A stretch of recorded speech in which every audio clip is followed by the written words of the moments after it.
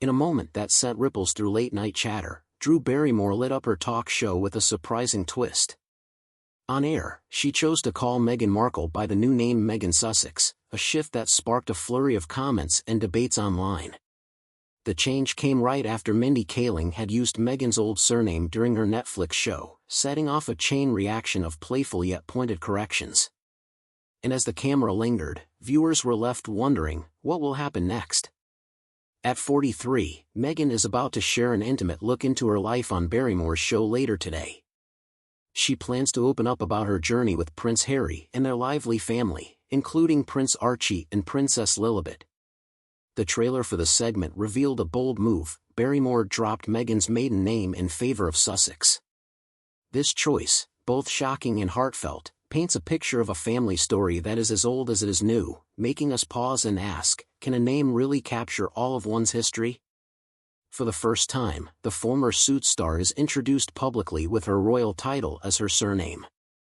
This fresh introduction comes on the heels of that memorable moment when she corrected Mindy Kaling's use of Meghan Markle on a Netflix lifestyle show. Even her children, Archie and Lilibet, now proudly carry the Sussex name, a tradition that runs deep in royal circles. It's worth remembering that Prince Harry himself was once known as Harry Wales during his school days and in the army, a nod to the family title passed down through the generations.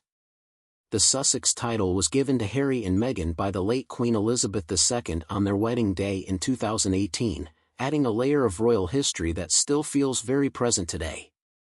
Even though neither Meghan nor Harry holds active royal duties anymore, and despite being advised to drop their HRH titles, they have chosen to weave Sussex into the very fabric of their family identity.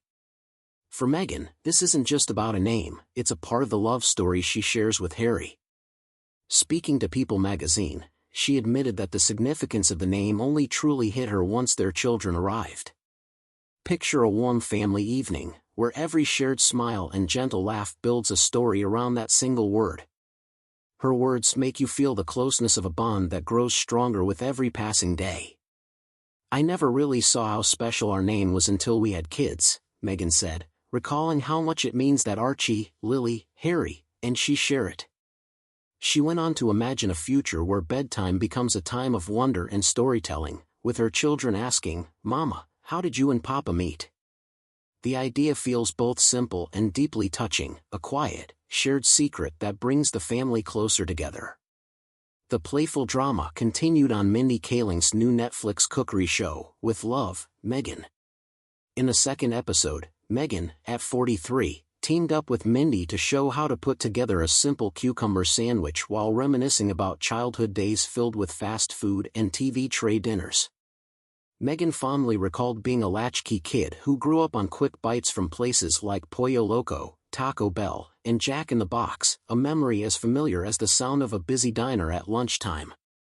But then came Mindy's cheeky comment, "I don't think anyone in the world knows that Meghan Markle has eaten Jack in the Box and loves it."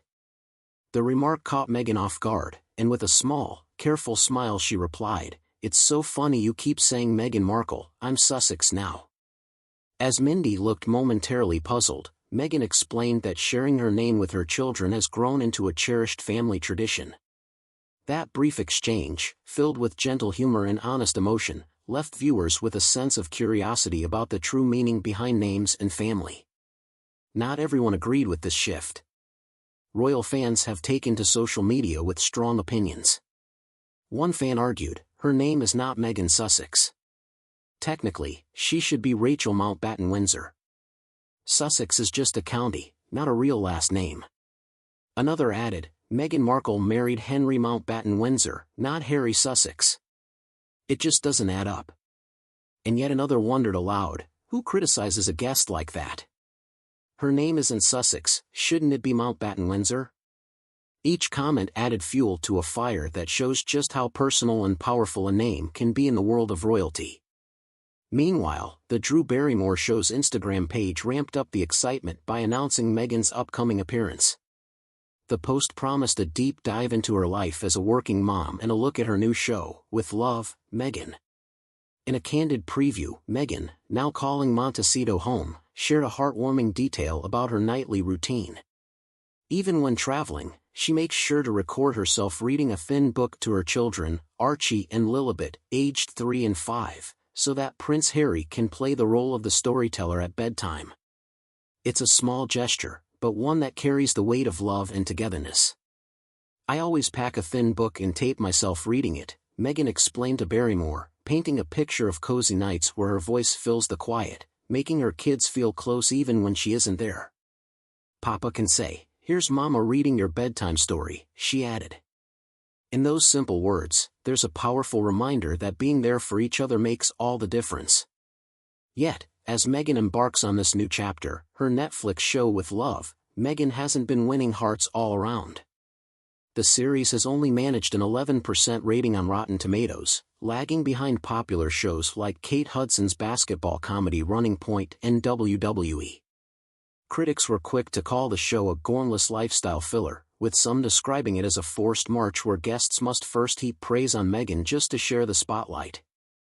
Variety even labeled it a Montecito ego trip not worth taking, a harsh verdict that leaves many viewers scratching their heads. Social media reviews have been brutal. One one-star review remarked, "This isn't even a fun hate watch. It's just bad." Others complained that watching the show was like wasting a few precious minutes of the day. Even once-friendly outlets like The Guardian warn that if the ratings don't pick up, this could be the last Netflix venture for Meghan and Prince Harry. With each scathing comment, the pressure builds. What does the future hold for a show so deeply tied to a very public life? Not to be outdone by the criticism, Meghan kept her fans in the loop on Instagram. She teased her Drew Barrymore appearance by sharing a candid clip of herself walking through a city hallway, dressed casually in wide-leg trousers and a simple white vest. The caption read, "Filmed something fun in the city today, a small but lively peek behind the scenes." Later, she posted a sweet photo with close friend and activist Gloria Steinem, captioning it with a warm and a quick hug at Gloria Steinem. These moments, shared with the ease of a friendly chat, reminded everyone that there's more to Meghan than just headlines. The friendship between Meghan and Gloria Steinem blossomed back in 2020 when the Duke and Duchess of Sussex left the UK for Montecito, California. Their bond, forged over shared views on women's rights and equal voting, felt as natural as the first light of dawn. Gloria, known for her role in the women's liberation movement of the 60s and 70s, has often praised Meghan, calling her smart, authentic, funny, and political, and even noted that she came home to vote. Their connection, deepened during a Makers Women channel video, continues to grow stronger, proving that true friendship can flourish even under the bright lights of fame. In another heartwarming moment, Meghan reconnected with a longtime supporter named Emily. After years of chatting online since the days of Meghan's old blog, The Tig, Emily finally met the Duchess at a With Love, Meghan event at Soho House in New York. Emily couldn't hide her excitement, saying she was pinching herself at the chance to meet someone she'd admired for so long. At the same time, Meghan unveiled a glimpse of her new product line, featuring a raspberry spread soon available for purchase under her As Ever brand, a sign that her creative journey is far from over. A dazzling billboard in Times Square soon followed, showcasing Meghan's show in all its bright glory. And as if that weren't enough, she returned to blogging with a long letter to subscribers on her new As Ever website.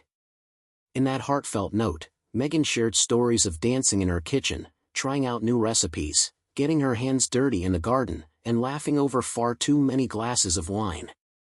It was a reminder that no matter how many roles she plays, at her core, she remains true to herself. In her letter, Meghan recalled the early days of the Tig, when she used to share her favorite recipes, travel tips, and style secrets before stepping into the royal spotlight. Though much has changed since then, so much has stayed the same, she wrote, evoking the simple pleasure of home-cooked meals and cozy gatherings with friends. With a playful nod, she joked about having worn many hats over the years, yet still feeling just like the same person, always as she's ever been. The second part of her letter dove into her hopes for the As Ever brand, a line of products meant to turn everyday moments into cherished memories. She spoke of everything from a simple breakfast to a quiet afternoon, each moment a chance to create a snapshot of life's small wonders.